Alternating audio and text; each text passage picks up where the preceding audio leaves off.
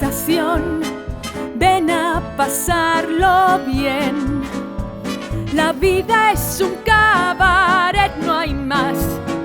Vamos al cabaret.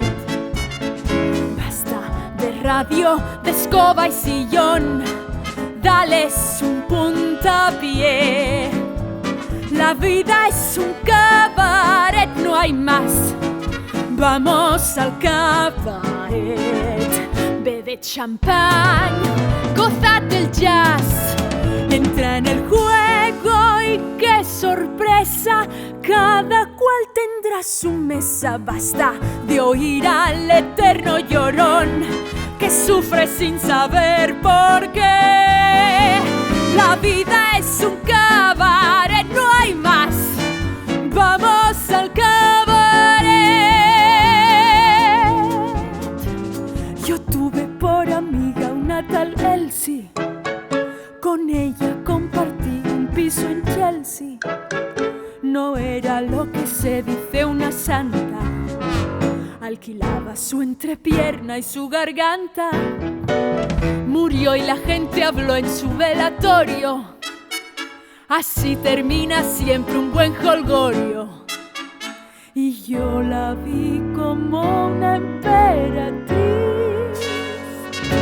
una hermosísima muerta, tan feliz. Aún veo a Elsie con gran nitidez y me mira y me dice otra vez: ¿por qué encerrarte en la habitación? Ven a pasarlo bien. La vida es un cabaret, no hay más. Vamos al cabaret. Un día naces y poco después llega tu funeral, y en medio la vida ves pasar. Vamos al cabaret. Y en cuanto a mí, lo decidí allí en Chelsea. Moriré